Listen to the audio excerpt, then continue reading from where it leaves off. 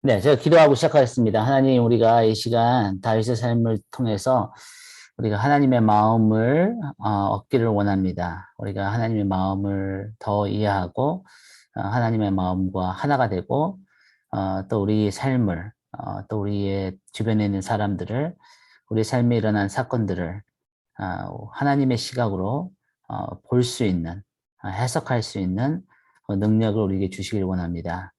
다윗과 같이 참 하나님의 마음에 합한 하나님과 동행하고 하나님을 가까이하고 그 하나님의 성품을 닮아가는 우리 한 사람 사람 되게 주님 은혜를 베풀어 주십시오. 성령님 이 시간 우리에게 말씀으로 깨닫게 해주시길 원합니다. 예수님의 이름으로 기도합니다. 아멘. 네, 오늘 11과죠. 네, 강의는 6번째 강의. 억울할 때 하나님의 리더십을 신뢰한 사무엘상 24장 내용입니다. 그래서 노트를 보시면은 여러분의 삶에서도 아마 이런 것을 경험한 분들이 꽤 많을 거예요. 그래서 우리가 이 땅에 죄악된 세상에 타락한 세상에 크리스찬으로 살아간다는 것은 억울한 일을 적어도 한 번 정도는 겪고 살아가는 것을 의미하지 않을까 그렇게 생각합니다. 적어도 한 번은 아마 한 번 이상 이렇게 우리가 억울한 상황을 겪고 살아갈 텐데 이것은 우리에게 영적 성장을 해줄 수 있는 우리가 만약에 올바르게 반응한다면은 하나님 안에서 더 영적으로 성장해 나갈 수 있는 기회가 될 수 있습니다. 물론 우리가 올바르게 반응을 하지 않는다면은 오히려 우리가 우리 마음에 쓴뿌리가 생기고 우리의 영이 무뎌져서 하나님과 멀어지게 될 수 있는 가능성도 있죠. 이것은 우리에게 쉽지 않은 시험입니다. 우리의 삶에 하나님께서 이런 것을 허락하실 때는 우리가 그나마 그래도 좀 신앙이 성숙하고 그나마 이제는 어린아이의 모습을 벗고 더 그 하나님의 성품을 닮아갈 수 있는 그런 믿음 가운데 성장의 시기가 왔지 않나 그렇게 우리가 분별할 수도 있겠습니다. 우리가 이 억울한 일에 대해서 하나님을 신뢰하는 것은 기초 원리는 뭐냐면은 우리가 우리의 삶이 믿는 자들은 더 이상 우리의 우선권을 아니면 우리의 주권을 주장하지 않는다는 거죠. 그래서 바울 사도는 뭐라 하냐면은 너희는 이제 더 이상 너희 자신의 것이 아니라 값으로 산 것이 되었으니 주님께서 우리를 죽음에서 생명으로 옮기시기 위해서 십자가에서 그 대가 지불을 하셨죠. 그러니까 그런즉 이제는 너의 몸으로 하나님께 영광을 돌리라. 그러니까 너 자신의 이익과 너 자신의 편안함과 너 자신의 중심적인 그런 삶을 이제는 옛사람같이 살지 말고 우리를 구원하시고 살리시기 위해서 그 목숨까지 다 바치시면서 십자가에 가신 그 주님을 생각할 때 이제는 주님을 어떻게 하면 기쁘시게 할까? 어떻게 하면은 주님의 마음에 합한 사람이 될까? 하는 그 마음으로 이제 살으라는 거죠. 그래서 바울 사도가 이제는 내가 산 것이 아니요 내 안에 계신 하나님의 아들을 믿는 믿음으로 사느니라. 내가 십자가에 못 박혔다. 그러니까 하나님의 아들을 믿는 믿음으로 산다는 것을 또 다른 식으로 표현할 수 있다면은 하나님의 아들의 믿음을 본받아서 사는 거예요. 그러니까 주님도 그 아버지 하나님께 죽기까지 순종하는 것을 이 땅에서 그 본을 보이셨죠. 그래서 우리가 예수님을 닮아간다는 것 중에 한 모습 중에 한 부분은 이렇게 우리가 주님께서 우리 삶의 십자가를 허락하실 때 아니면 어떤 손해 보는 그 주님 때문에 믿음 때문에 어떻게 손해를 보는 그런 일 가운데서도 주님을 신뢰하는 주님을 믿는 그 믿음으로 살아가는 것을 다른 말로 하면 하나님의 리더십을 우리가 어떤 상황에서도 신뢰하는 하나님의 리더십은 선하시다. 그리고 하나님은 모든 것을 통해서 결국 선을 이루시는 능력의 하나님이고 지혜의 하나님인 것을 우리가 믿는 믿음으로 살아가는 것을 우리가 하나님의 리더십을 신뢰한다는 걸 얘기할 수 있죠. 그래서 시편 31편에서 보면은 다윗이 아주 크게 억울한 상황을 겪었어요.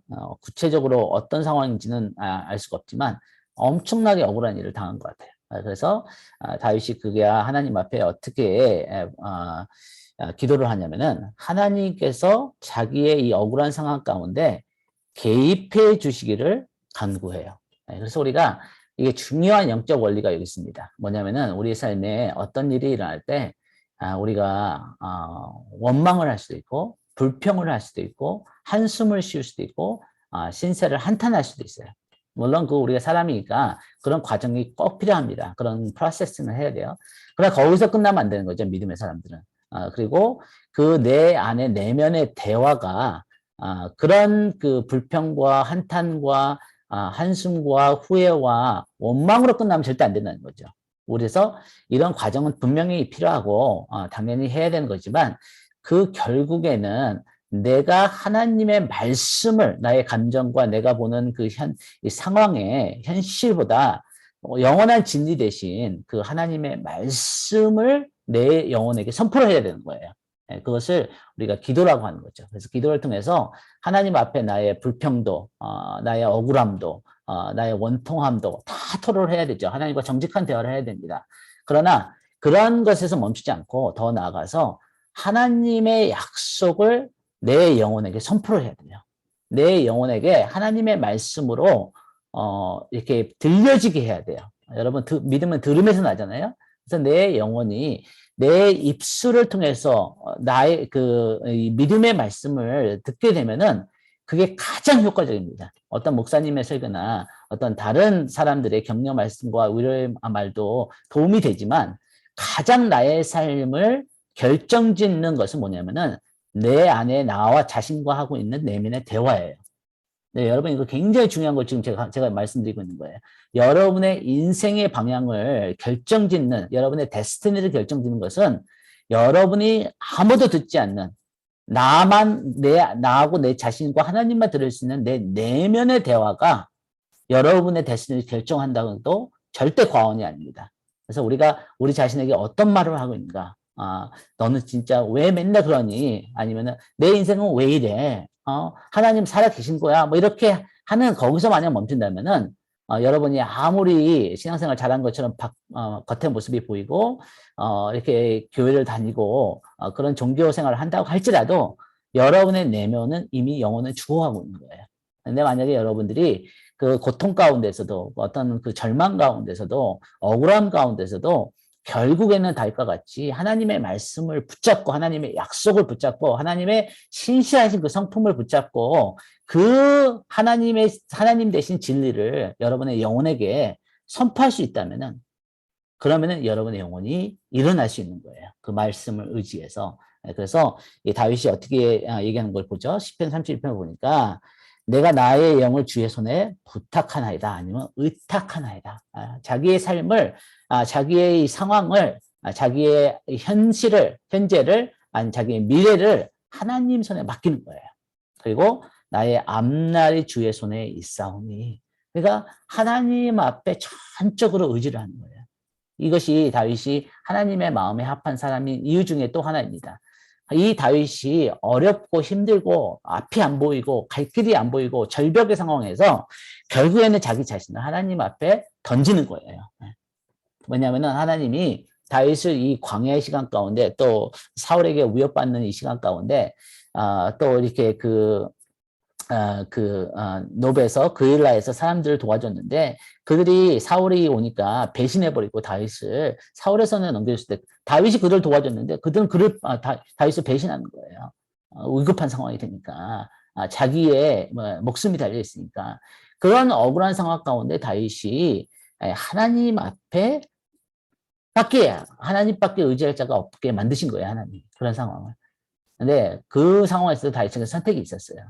쓴뿌리 마음을 갖고 하나님을 향해서 실망하고 의심하고 두려워하는 거기에 머무냐 아니면 그 과정을 통과해서 결국 하나님 앞에 자기 자신을 던져버리고 하나님만 전적으로 의지할 수 없는 그 상황 가운데 하나님을 붙잡냐. 그래서 여기에 보니까 여호와의 나의 영혼이 주를 우르르 보나이다. 주를 바라보나이다. 여기서도 굉장히 중요한 영적 원칙이 나오죠. 내가 뭐를 바라보냐. 결국에 나의 영혼의 시선이 어디에 있냐, 어디에 초점을 맞추고 있냐, 그거에 따라서 우리의 인생이 바뀔 수 있습니다. 그래서 여기서 보니까 여호와여 주의 도를 내게 보시고 주의 길을 내게 가르치소서. 그러니까 어떤 말을 하는 거예요? 주님이 내 삶에 이런 상황을 허락하신 데서 내가 어떻게 반응하기를 원하시는지, 이 과정을 통해서 내가 어떻게 성장하기를 원하시는지 하나님 그걸 보여달라는 거예요. 가르쳐달라는 거예요. 그래서 다윗은 하나님을 향해서, 그리고 여기 중요하게 얘기해죠. 나의 원수들이 나를 이겨 개가를 부르지 못하게 하소서. 네, 왜냐하면 이것이 다윗의 삶에 개인적인 문제만 걸려 있는 것이 아니라 이 다윗을 기름 부으시고 다윗을 부르시고 다윗을 왕으로 세우시고자 하시는 하나님의 이름이 걸려 있고, 또 악한 그 사울과 악한 거짓말하고 그런 악한 자들이, 도액과 같은 자들이 이기면은 이제 그 땅에 사는 이스라엘 백성들의 의인들이, 믿음을 가지고 사는 사람들이, 하나님을 경외하는 사람들이 소망이 끊어질 거 아니에요. 그러니까 다윗은 지금 주님의 이름을 위해서 이렇게 해 주십시오 라고 지금 하나님 앞에 외치는 거죠. 그래서 다윗이 자신의 영을 하나님 손에 부탁드렸을 때 그는 자신의 영에 영향을 미치는 모든 것, 그의 명성과 재정, 소유와 지위, 영향력 등을 다 하나님께 맡기는 거예요. 다른 사람들이 어떻게 생각하든 상관없이, 다른 사람이 어떻게 판단하든 상관없이 하나님 앞에 그 나의 모든 명예와 명성과 어떤 그 모든 것도 하나님 앞에 절대적으로 하나님 손에 맡겨드린 거죠. 그래서 우리의 앞날을 하나님께 맡겨드린다는 것은 그분이 우리의 삶을 향해 가지고 계신 계획을 성취하도록 도우셔서 우리에게 응답하시는 타이밍을 신뢰하는 것도 의미한다. 이것은 무슨 말이냐면은 어떤 사람들은 하나님께서 하나님만이 일하실 수 있는 상황을 만드셨는데 하나님이 일을 하게 기다리지 못해요. 그래서 자기의 어떤 꾀나 어떤 전략이나 어떤 모략이나 어떤 인간적인 방법이나 그런 걸로 막 해결을 하려는 거예요. 그러니까 자기의 삶에서 그 문제가 잠시 해결될 수는 있지만 하나님이 함께 하시는 절대적인 그런 체험에서 나오는 깊은 확신은 없죠. 네. 언제가 문제가 생기면 또 자기의 힘으로 해결해야 되는 거예요. 그런데 다윗은 이런 과정을 통해서 자기의 힘으로도 해결할 수 없었지만 사울을 다윗이 어떻게 이기겠어요. 그런데 그 상황에서 하나님을 전적으로 의지했을 때 하나님께서 기적적으로 이 절묘하게 다윗을 사울의 손에서 이렇게 건져주시는 그런 것을 적어도 6번 정도 경험하게 되면서 다윗도 알았고 이스라엘 다른 사람들도 알았고 사울도 자기의 입으로 고백을 하고 모든 사람들이 인정할 수밖에 없는 하나님이 다윗을 지키기로 작정하셨구나. 하나님이 다윗을 살리시기로 작정하셨구나. 하나님은 다윗과 함께 하시는구나.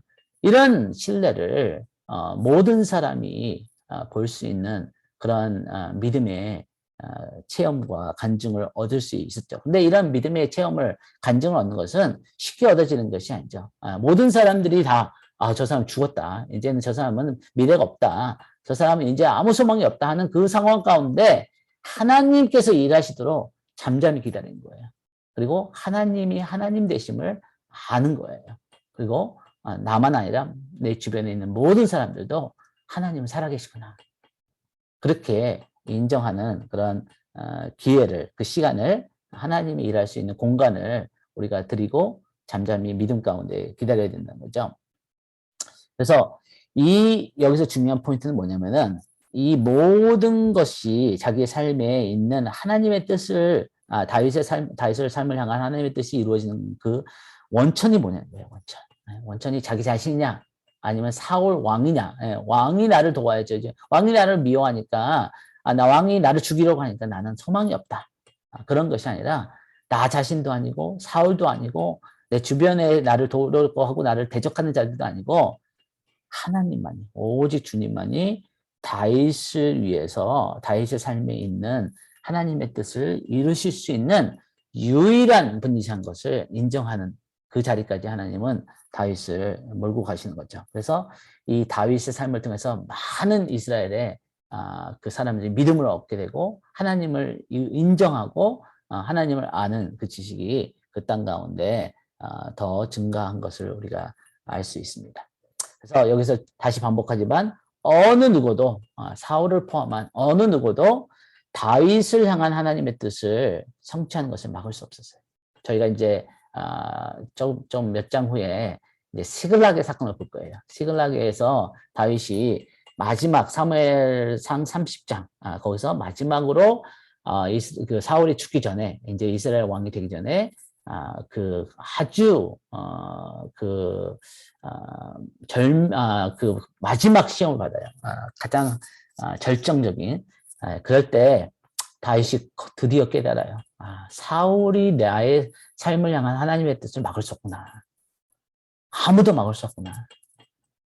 하나님만이 나의 삶의 주권자가 되시구나. 어떤 사탄조차도 블레셋도 아무도 하나님이 그 작정하신 그것을 막을 수 없는 거예요. 그런데 한 사람이 있어. 사람 중에서 다윗의 삶을 향한 하나님의 뜻을 막을 수 있는 사람 딱 한 명이에요. 누구냐면 다윗 자신이에요. 다윗 자신이 하나님의 약속을 의심하고 사람을 두려워하고 환경을 두려워하고 그래서 하나님의 약속을 의심하고 이 하나님이 있으라는 자리에 있지 않고 두려워서 블레셋 땅으로 가면은 하나님의 뜻이 지연되거나 이루어지지 않을 수 있습니다. 사울이 아니라 다윗 자신이에요. 그래서 저와 여러분의 삶도 똑같아요. 어떤 나를 인정해주지 않는 리더의 잘못이 아니라 나의 삶에서 나를 대적하고 괴롭게 하는 그런 사람들이 아니라 어떤 머리가 좋고 어떤 전략이 좋고 꾀를 내는 그런 악한 자들이 아니라 나의 삶을 향한 하나님의 뜻을 막을 수 있는 사람 나 자신밖에 없어요. 그래서 내가 하나님 앞에 믿음으로 하나님을 전적으로 의지하면은 나의 삶을 향한 하나님의 뜻을 막을 수 있는 존재는 사탄도 아무도 없다는 것을 우리가 다윗의 삶을 통해서 배우는 거죠. 그래서 다윗은 사울을 2번이나 죽일 수 있었던 기회가 있었죠. 한 번은 엔게디에 있었고 또 한 번은 십광야에서 이 그 동굴에 이 사울이 이제 볼일을 보러 들어왔는데 그때 이제 옷자락을 이렇게 뱉잖아요, 다윗이. 그런데 다윗이 여기서 굉장히 영적인 성숙을 해요. 굉장히 하나님의 사람으로서 이제 하나님의 세우신 왕으로서 이 믿음과 성품 가운데 영적으로 크게 자라는 그런 사건이에요. 그게 뭐냐면은 자신의 손으로 자기 일을 해결하는 것을 거절하는 거예요. 자기의 손으로 사울을 죽이고 자기가 왕이 되는 것을 거절하는 거예요. 하나님께서 하시기에 기다리는 거예요. 그리고 하나님 앞에 잠잠히 기다린 거죠. 그래서 하나님의 리더십을 신뢰하기로 결정하고 하나님이 시험하고 계셨던 거죠. 네. 그리고 또 사울에게도 회개의 기회를 주고 계신 시간을 주신 거죠. 그런 이런 하나님의 우리가 이해하지 못하는 이 모든 복합적인 그런 계획과 그런 뜻 가운데 하나님의 사람이 할 일은 뭐냐면은 하나님을 신뢰하고 기다리는 거예요. 이 기다림이 생각보다 쉽지 않아요. 특히 다윗과 같이 거의 7년 동안 이 광야에서 진짜 짐승같이 지내고 진짜 그런 너무나 황량하고 척박한 그 땅에서 기다린다는 것은 쉽지 않은 일이죠. 그러나 이런 시간을 통해서 다윗이 하나님을 절대적으로 신뢰하는 것을 배우게 되죠. 그래서 우리가 이 다윗이 엔게디 굴로 들어간 사울의 이야기가 나오죠. 그래서 3,000명의 병사들을 고용해서 이 사울이 다윗을 잡으려고 이렇게 하는 우리가 잘 아는 사건입니다. 여기 보니까 블레셋 사람을 쫓다가 돌아왔다는 건 뭐냐면은 승리했다는 거죠, 전쟁에서. 그리고 이제 사울이 이제 마지막으로 이제 자기의 삶에 가장 자기 생각에는 문제가 되고 위협이 된다는 자기의 보좌를 넘보고 있다고 생각하는, 착각하고 있는 거죠. 오해하고 있는 거죠. 그런 다윗을 죽이려고 이렇게 오죠. 그런데 이 시간이 하나님께서 사울에게 회개할 시간을 주신다는 것을 사울이 몰랐어요. 네. 하나님께서 우리의 삶에 어떤 환경에 승리를 주시고 어떤 일이 잘 풀린다 그래서 우리가 꼭 하나님의 뜻에 있는 것이 아닙니다.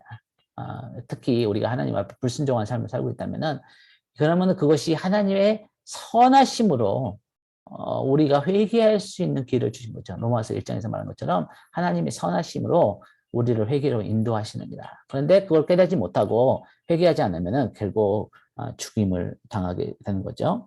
그래서 우리가 주님은 다양한 방향으로 해석될 수 있는 상황을 우리에게 주시고 거기서 이제 우리의 마음이 드러나게 하신 거죠. 우리가 사는 선택을 따라서 우리가 그런 상황이 생기지 않는다면은 우리도 우리 자신의 마음 깊은 곳에 어떤 마음이 있는지를 모를 수가 있어요. 그런데 그런 어떤 이 압박이 있고 어떤 그 유혹이 있고 어떤 그런 선택할 수 있는 그런 계기를 보면은 우리 마음이 깊은 곳에 있는 동기와 우리의 마음이 드러난다는 거죠.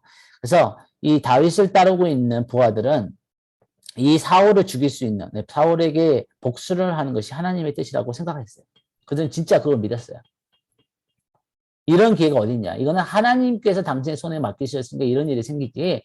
이건 인간이 이렇게 만들려고도 할 수 없는 일. 어떻게 사울이 그 많은 굴들 중에서 우리가 이렇게 숨어있는 다윗과 부하들이 숨어있는 이 동굴에 들어올 수 있냐. 그래서 거기서 이제 볼일을 보고 낮잠을 자는 거예요. 그러니까 병사들은 밖에서 지키고 있고. 이런 기회가 어딨어요. 그러니까 이 사람들은 굳건히 믿는 거예요. 이것은 하나님께서 다윗에게 이 사울을 죽이라고 허락하신 기회다.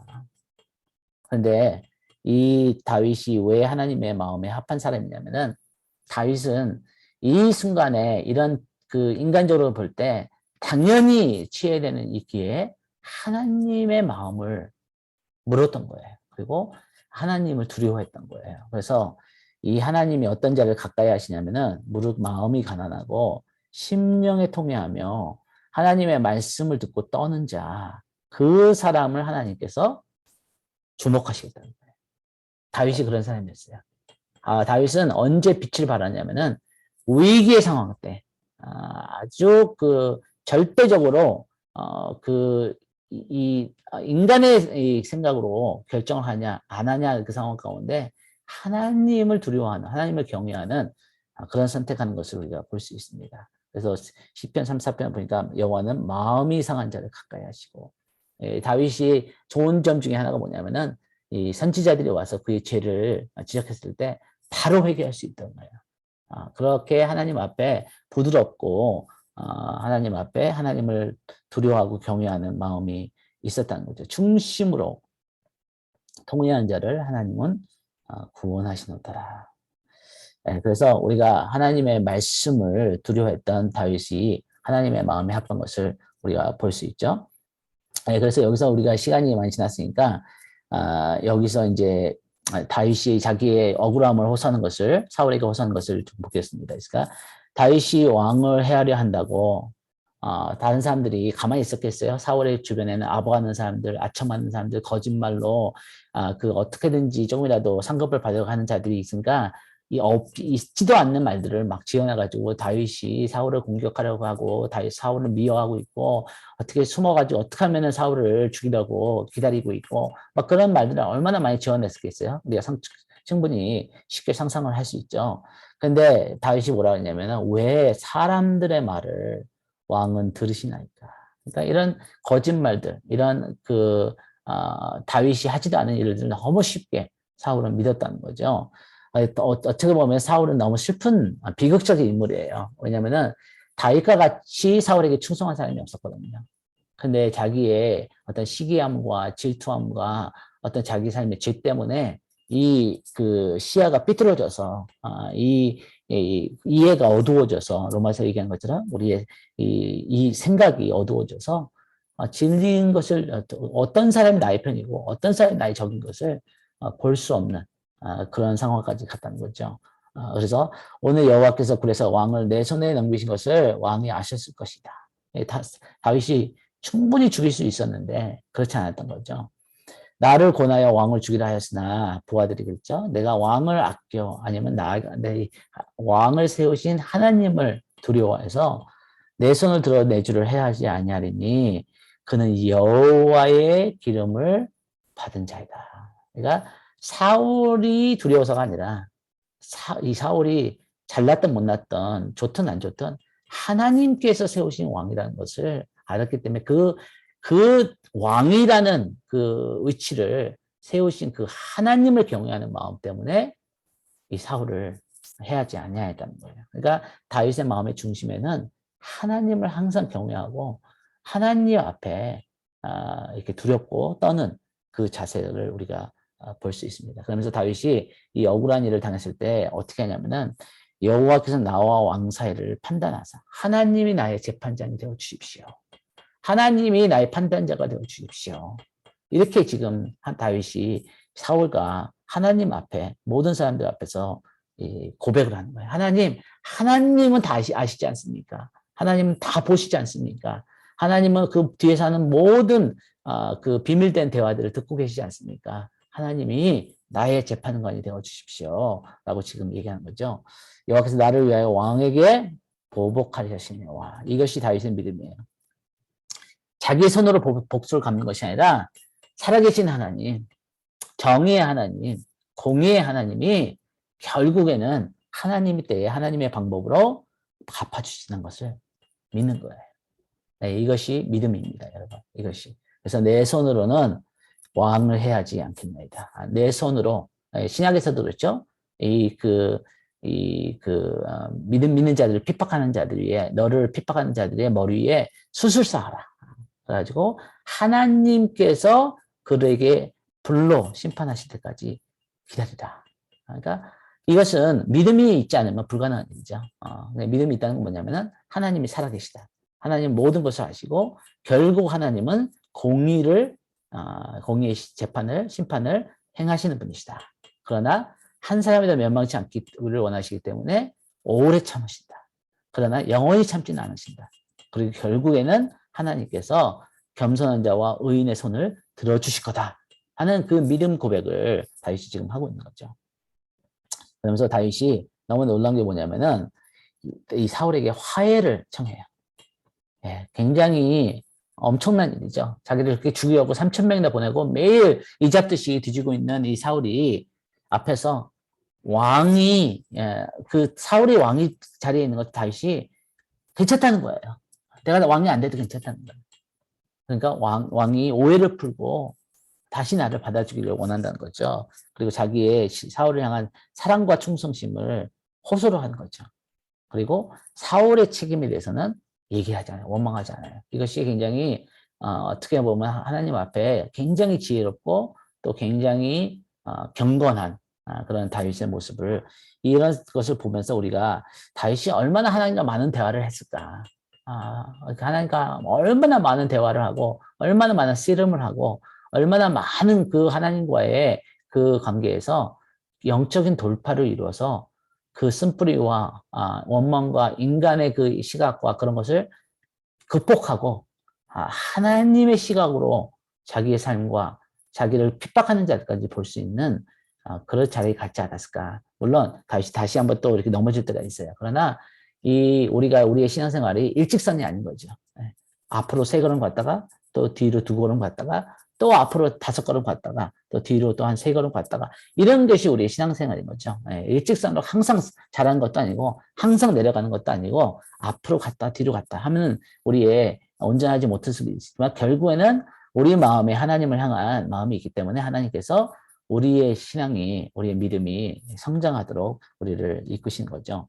그래서 우리가 노트에 이 사울이 이제 자기의 입으로 다윗 너는 나보다 의롭다. 그러니까 원수의 입에서 이 다윗의 정당함을 다윗의 옳음을 인정하게 하는 그렇게까지 다윗이 지혜롭고 믿음으로 행했기 때문에 의롭게 행했기 때문에 사울의 입에서도 그렇게 고백하는 내가 나를 선대했다. 그리고 사울이 자기의 입으로 다윗을 축복해요. 너는 나보다도 더 뛰어난 왕이 될 것이다. 더 훌륭한 왕이 될 것이다. 너의 앞에 그 삶은 하나님께서 빛나게 해주실 것이다. 이렇게 고백을 하죠. 그래서 사울과 사울이 이제 헤어지는데 다시 또 사울이 다윗을 잡으러 오기는 와요. 마음이 바뀌니까. 왜냐면 그 마음이 깊은 곳에서 나오는 마음이 아니었기 때문에 그 당시에는 감동을 받죠. 그러나 결국에는 변하지 않는 그걸 보면은 참다운 회개를 하지 않았기 때문인 거죠. 우리의 삶 주변에도 그런 사람들이 있어요. 은혜를 받고 감동을 받지만 설교를 듣고 뭐 어떤 집회에 가서 눈물을 흘리지만 결국 깊은 회개가 있지 않기 때문에 결국 변하지 않는. 그래서 우리의 삶에는 우리가 다윗과 사울이 있어요. 우리 안에. 그래서 우리가 다윗과 같은 삶이 되려면은 깊은 회개가 있어야 돼요. 깊은 하나님 앞에 정직하고 진짜 벌거벗고 낱낱이 다 외르고 속에 있는 모든 죄악된 생각들, 나의 안에 있는 모든 하나님 나의 마음을 살펴주십시오. 내 안에 어떤 악한 모습이 있다면은 하나님 그것을 보게 해주십시오. 그렇게 나의 무의식 중에서도 하나님을 향해서 대적하는 마음이 있는 교만한 마음이 있는 것을 하나님 낱낱이 드러나게 해주시는 그 철저한 회개가 있을 때 우리가 그렇게 바뀔 수 있다는 거죠. 그래서 우리의 가장 좋은 예는 예수님이죠. 그래서 예수님께서 욕을 당하시되 맞대어 욕하지 아니하시고 고난을 받으시되 위협하지 아니하시고 오직 공의로 심판하시는 하나님 아버지에게 자기 자신을 의탁하시고 이것이 성도들이 우리의 삶에 억울한 일을 당했을 때 하나님 앞에 반응해야 되는 모습입니다. 그래서 예수님도 그 영혼을 아버지 손에 부탁하고 십자가에서 돌아가시죠.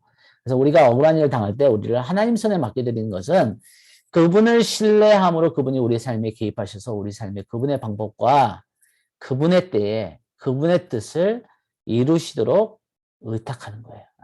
다른 방법을, 다른 해결책을 찾는 것이 아니라 하나님 앞에 내가 전적으로 하나님을 의지하는 거죠. 그래서 너희가 친히 원수를 갚지 말라. 하나님의 진노하심에 하나님의 공의로운 심판 가운데 맡기라. 네. 이것은 인내를 요구하지만 항상 믿음과 인내는 같이 갑니다. 참된 믿음은 항상 인내와 같이 가요. 그래서 히브리서도 보면은 너희가 믿음과 인내함으로 하나님의 약속을 이루라 이런 말씀이 나와요. 그래서 인내 이것은 믿음이에요. 우리가 하나님 앞에 믿음을 버리지 않는다는 것은 무슨 얘기냐면은 끝까지 하나님의 약속이 이루어질 때까지 오래 잘 참는 거예요. 그것이 참된 믿음이에요. 그래서 이앤 바운스 그 기도의 유명한 저자는 이렇게 얘기하죠. 참된 믿음은 끈질긴 믿음입니다. 참된 믿음은 끈질긴 믿음이다. 그러니까 기도의 자리에서 끈질기게 하나님께 매달리는 거예요.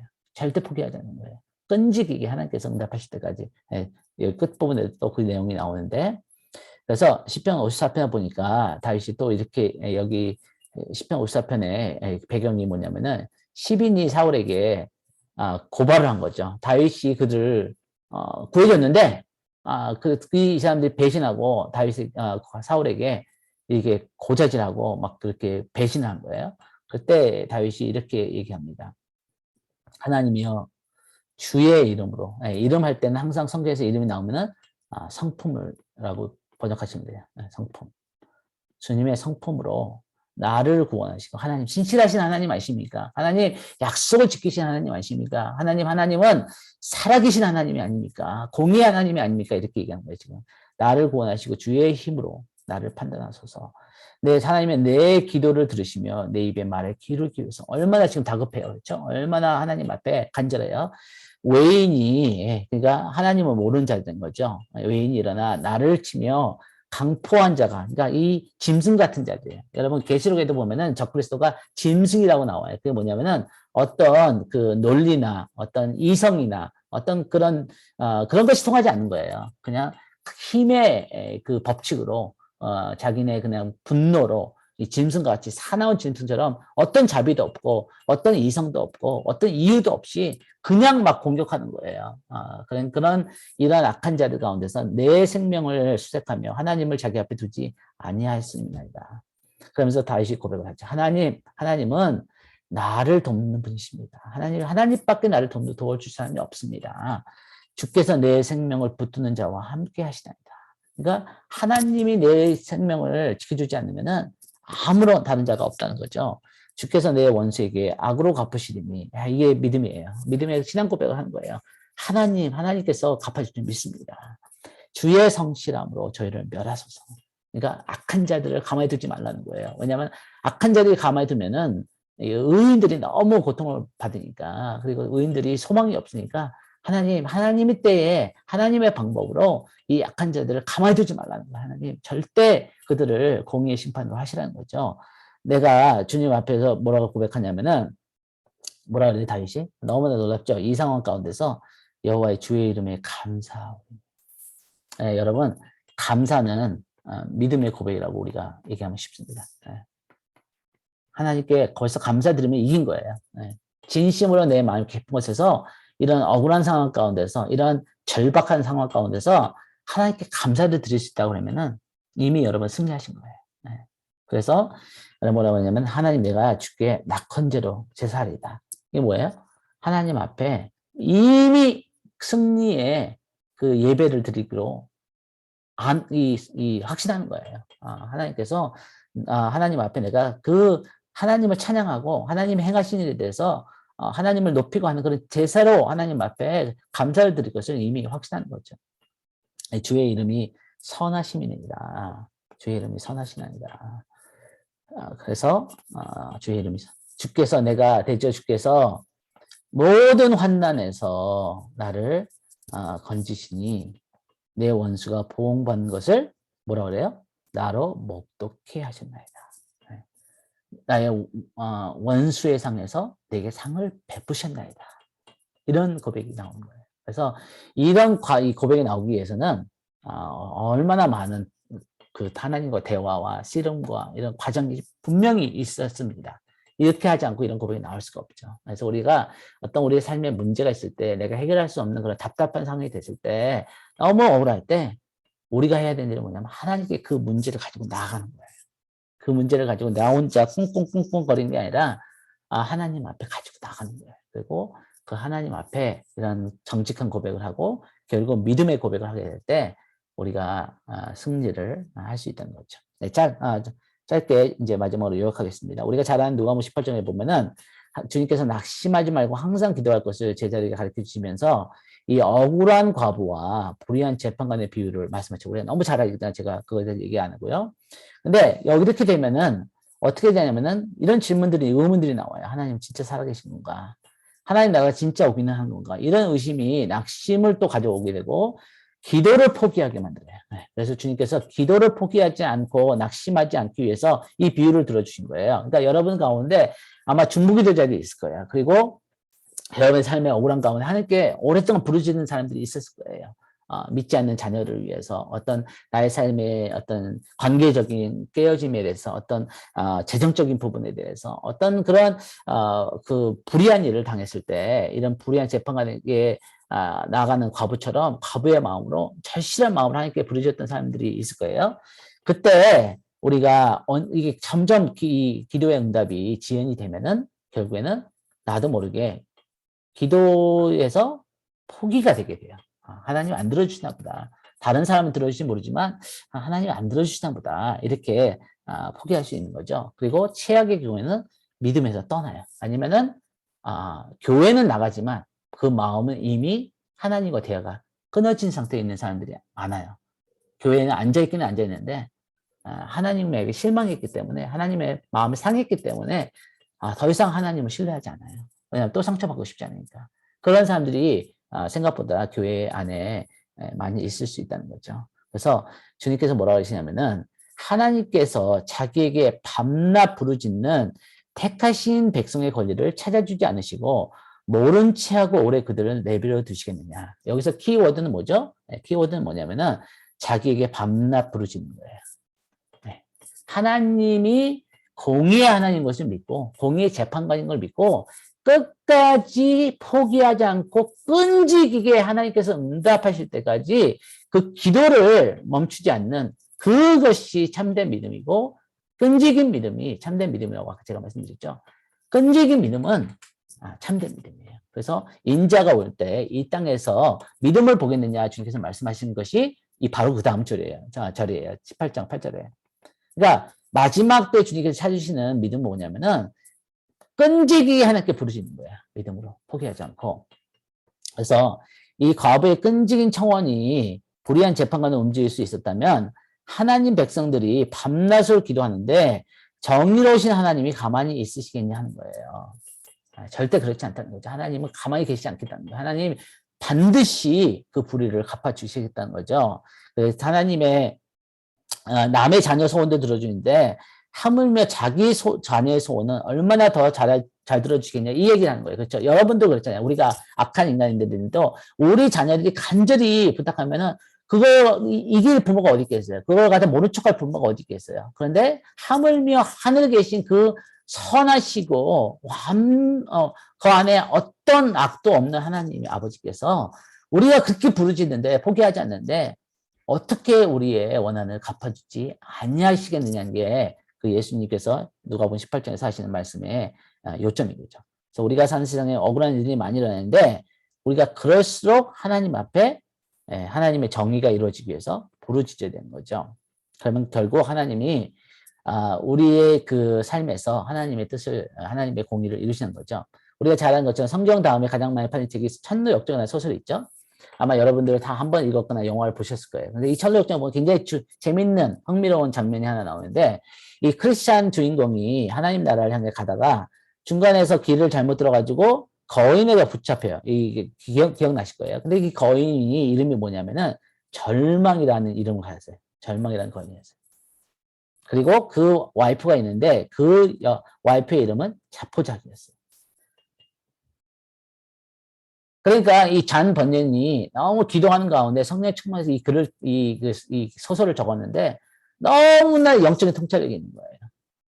우리가 다윗이 또 저와 여러분이 하나님 앞에 우리의 부르심을 포기하는 것은 이 거인들한테 잡혔기 때문이에요. 절망이라는 거인과 자포자기 하면은 다윗이 포기하면은 하나님 뜻이 이루어질 수 없거든요. 그런데 그래서 이 크리스찬을 괴롭히고 때리고 막 감옥에 가두고 막 그래. 그래서 이 절망의 거인의 부부가 원하는 건 뭐냐면은 이 크리스찬이 자기 자포해서 포기하고 목숨을 끊도록 유도하는 거였어요.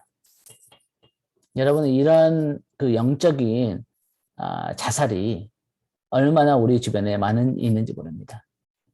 자포자기하게 만드는 거예요. 그래서 더 이상 하나님의 부르심 가운데 못 나가게 만드는 거예요. 근데 어느 날 크리스찬이 그 괴로움 가운데 가만히 보니까 자기의 가슴에 하나의 열쇠가 있는 거죠. 근데 그 열쇠의 이름이 뭐였냐면은 약속이에요. 하나님의 약속. 그래서 이 약속의 열쇠로 돌리니까 그 감옥이 열리는 거예요. 자포자기의 감옥에서 절망의 감옥이 열리는 거예요. 그래서 여러분 우리가 오늘 이 다윗의 삶을 통해서 하나님께서 우리에게 주시는 메시지는 뭐냐면은 절대 자포자기하지 말고 절대 절망의 감옥에 갇히지 않고 이 하나님의 약속을 붙잡는 거예요. 믿음으로. 그리고 그 약속을 믿는 믿음을 우리의 삶에 선포하고 내 영혼에게 선포하고 외치고 그럴 때 이 어떤 절망과 어떤 자포자기에서도 나올 수 있는 길을 하나님이 열어주시고 우리를 향하신 하나님의 그 영광스럽고 놀라운 약속 가운데 우리가 걸어갈 수 있다는 것입니다. 네, 여러분 거기까지 제가 강의를 이제 11과 하고요. 그리고 이제 한 녹화를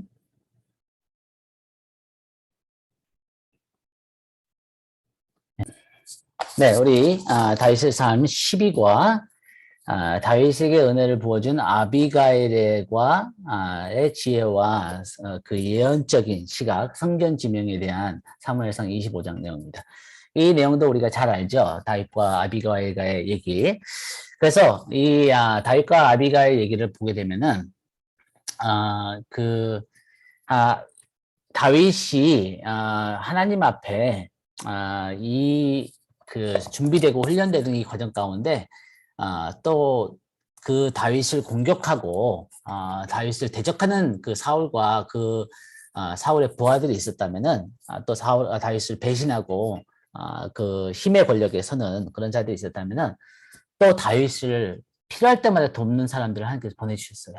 우리가 요나단을 받고 또 갓 선지자도 있었고 나단 선지자도 있었고 또 오늘 보면 아비가일이 나와요. 그래서 또 재밌는 게 뭐냐면은 이 이스라엘의 그 미드라시라는 구약 성경에 유대인의 주석에 보면은 이스라엘의 역사 가운데 구약에서 7명의 여자 선지자가 있어요. 여선지자가 있었다 그래요. 네, 그런데 그 아브라함의 아내된 사라와 그 모세의 누나된 미디암과 데보라, 한나, 아비가일이 또 여선지자라고 얘기해요. 그 이유가 뭐냐면은 나중에 우리가 노트를 보겠지만 이 아비가일이 다윗이 굉장히 힘들어서 자기의 손으로 또 왕은 내가 건드리지 못하지만 다윗에게 너무 무례하게 행한 그리고 다윗이 은혜를 줬는데 나발이 다윗을 갖다 업신여겨 했을 때 그와 그 가족을 막 죽이려고 했죠. 그런데 그때 아비가일이 와서 다윗이 어떤 사람인지, 다윗이 하나님 앞에 어떤 사람인지를 상기를 시켜줘요. 그리고 예언적으로 선포합니다. 그리고 다윗보다도 다윗을 향한 하나님의 부르심에 대해서 믿음을 선포한 거예요. 그때 다윗이 하나님 앞에 큰 죄를 짓지 않고 그런 고백을 이제 하게 되죠. 그래서 여기서 중요한 건 뭐냐면은 우리가 선줄로 생각했대.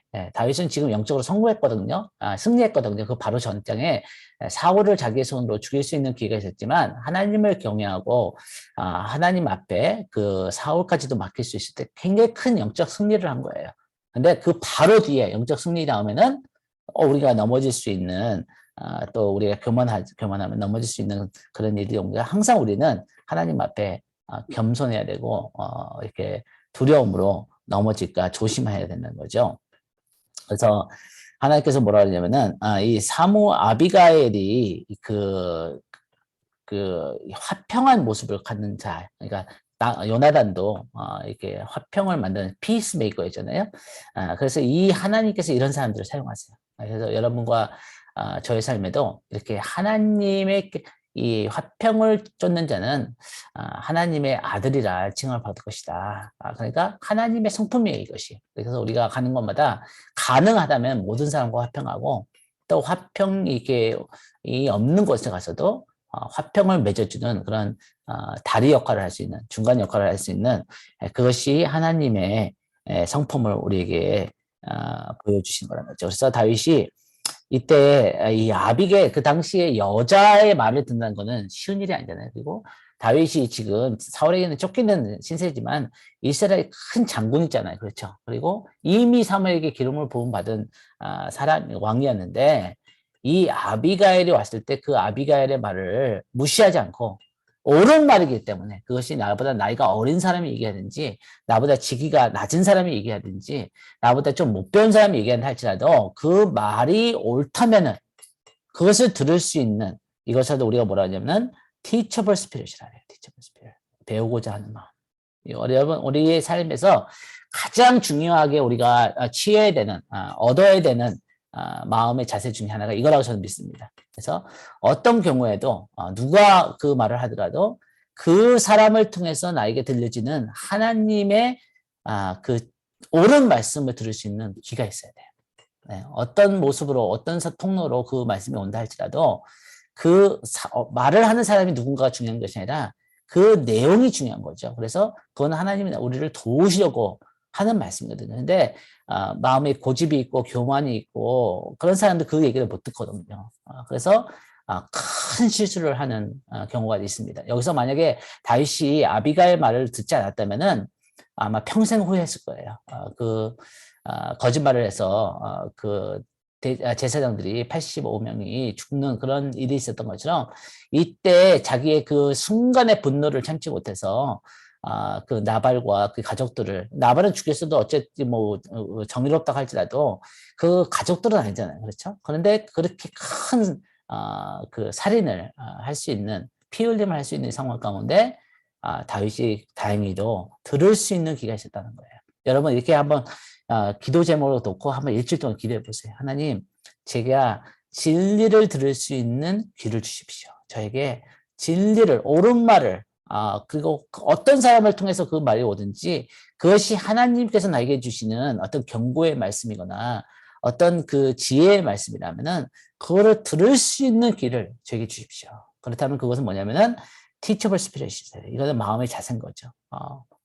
어떤 사람이 얘기하는데 90%는 틀린 말이야.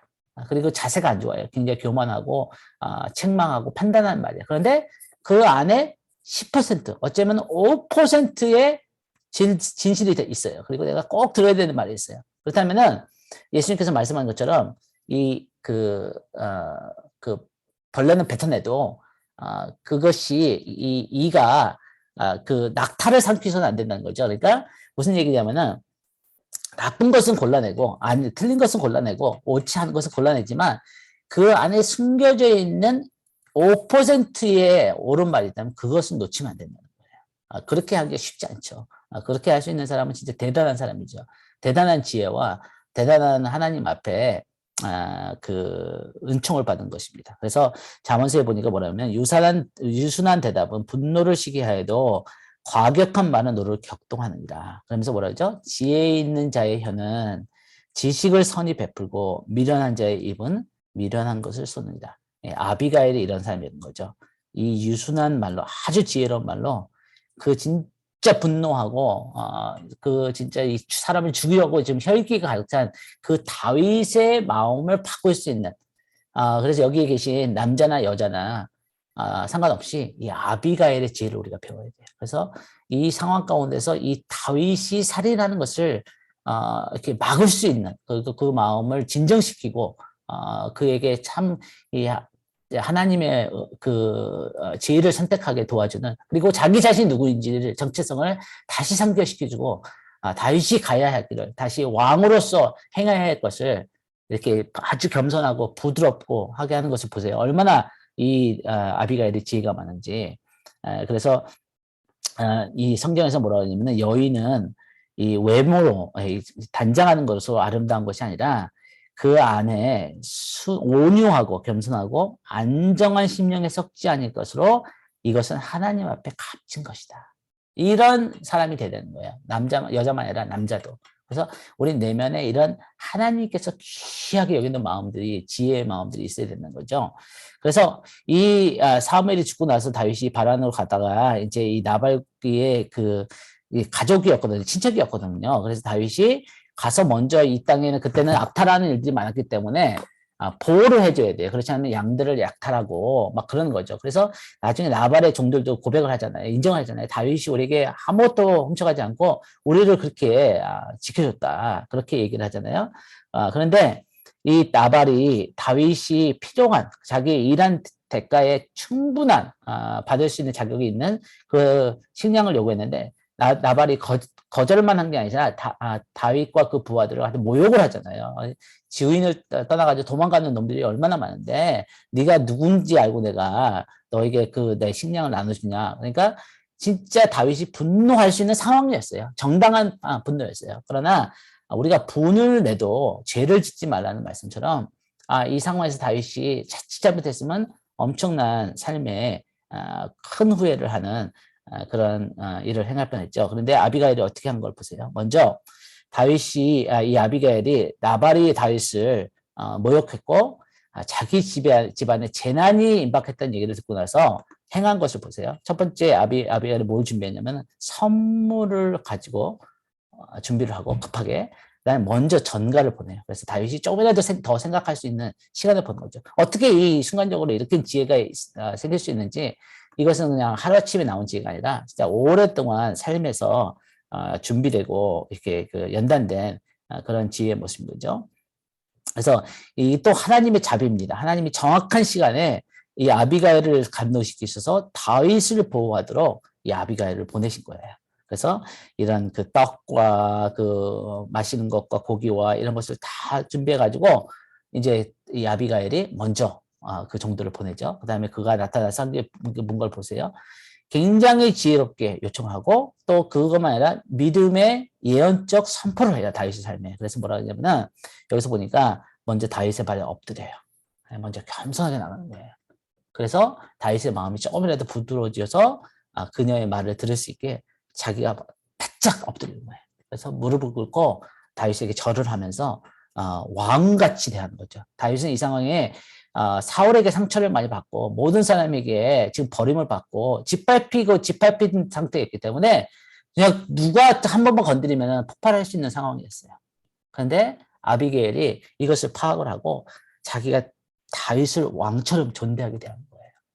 그러면서 뭐라고 부르죠? 내 주여라고 불러요. 주님이라고 부르는 거죠. 내가 왕이시여, 우리의 리더시여 이렇게 부르는 거죠. 근데 이 제약이라고 부르는 거예요. 사실을 사실로 얘기하니까 다윗이 마음이 누그러지는 거죠. 그 다음에 그것을 또 남편에게 원망하는 게 아니라 자기 자신에게 그 책임을 돌려야 돼. 아비가를 잘못한 한 가지 하나도 없는데 내가 부족해서 그렇게 이런 일이 있는 것입니다. 저를 용서해 주십시오라고 얘기하는 거죠. 그래서 여기를 뭐라고 하냐면은 더 놀라운 게 뭐냐면은 내 주여, 내 왕이여, 여호와께서 살아계심을 두고 맹세하노니 내 주도 살아계시거니와 내 주의 손으로 피를 흘려 친히 막으셨으니. 믿음의 고백을 하고 지금 예언의 고백을 하는 거예요. 그래서 이스라엘 사람들은 아비가일을 여섯인자, 7명의 여섯인자 중에 한 사람으로 부르는 거죠. 그러니까 이 상황에서 아비가일의 믿음의 삶이었던 거죠. 신앙인이었어요. 그래서 이 신앙의 고백으로 다윗을 일깨워주는 거예요. 일깨워주는 게 아닌 것처럼 하면서 다윗을 일깨워주는 거죠. 가르치는 것이 아니라 다윗이 스스로 깨달을 수 있게 겸손한 모습으로, 낮은 모습으로, 그리고 믿음의 소망의 메시지로 다윗에게 격려를 주는 거죠. 그러면서 먼저 자기가 회개를 하는 거예요. 주의 여종을 허물을 용서하여 주십시오. 그래서 뭐라 그러냐면은 믿음으로 선포하는 거예요. 다윗도 자기 자신의 부르심에 대해서 지금 흔들리고 있는 상황인데 이 여인이 다윗 대신해서 그 믿음 고백을 해준 거예요. 여호와께서 반드시 내 주를 위하여 든든한 집을 세우시리니 이는 내 주께서 여호와의 싸움을 싸우시며 내 주의 일생에 내 주에게서 악한 일을 찾을 수 없음이나이다.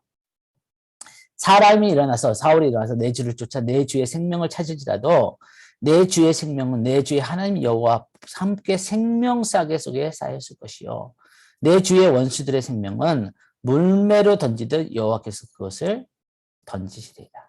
너무나 지혜로운 거예요. 그러니까 지금 뭐가 생각나겠어요, 다윗이? 다윗이 골리앗을 물맷돌로 이겼잖아요. 그 다윗이 물맷돌로 이긴 게 아니라 하나님을 믿는 믿음으로 이겼던 거잖아요. 그렇죠? 골리앗이 너는 칼과 창을 나게 나오지만 나는 만군의 여호와의 이름으로 내게 나가도록 오늘날 여호와께서 너를 내 손에 붙이셨다는 그 젊었을 때 한 적어도 5년, 6년, 7년 전에 자기가 고백했던 그 믿음의 고백을 지금 아비가일이 대신해 준 거예요. 그리고 그렇게 승리하지 않았습니까? 다윗 왕이요. 당신이 또 그렇게 할 수 있습니다. 당신은 반드시 승리할 것입니다. 그러니까 당신이 지금 당신의 손으로 이렇게 원수를 갚지 않으셔도 하나님께서 당신의 원수를 갚아줄 것입니다. 너무나 지금 확신에 찬 그 소망에 찬 다윗을 대신해서 이렇게 고백을 해주니까 다윗이 얼마나 고맙겠어요. 갑자기 정신이 번쩍 들었겠죠. 그래서 다만 여호와께서 내 주를 후대하실 때에 원하건대 내 주의 여종을 생각하소서. 그러니까 다윗보다도 벌써 그 미래에 대해 일어날 일에 대한 확신을 가지고 선포하는 거예요. 얼마나 확신하냐면은 다윗이 왕이 됐을 때 나를 생각해 달라는 거예요. 다윗이 이 마음이 그때 얼마나 큰 감정의 변화가 있었을까 우리가 충분히 상상할 수 있습니다. 그래서 다윗이 뭐라 그러냐면은 그 큰 격려를 받죠. 다윗이 그러면서 위로를 받으면서 그 다윗이 간청을 받아들이고 뭐라 그러냐면 오늘 너를 보내어 나를 영접하게 하신 이스라엘의 하나님 여호와를 찬송할지로다. 또 내 지혜를 칭찬할지며 또 내게 복이 있을지로다. 오늘 내가 피를 흘릴 것과 친히 복수하는 것을 내가 막았느니라. 내가 급히 와서 나를 영접하지 아니하였다면은 나를 존중이 대하지 아니하였다면은 밝은 아침에는 과연 나발에게 한 남자도 남겨주지 아니하였으라. 내가 내 말을 듣고 teachable spirit이죠. 내 청을 허락하노라. 네, 그래서 이제 그 다음에는 아비가일이 이제 죽음을 당하게 되죠. 그래서 이제 이 다윗이 이 아비가일이라는 사람을 통해서 하나님께 큰 위로와 큰 격려를 받는 것이 이 사무엘상 25장의 내용입니다. 네, 여러분 거기까지 제가 강의를 하고요. 그 다음에 우리 속으로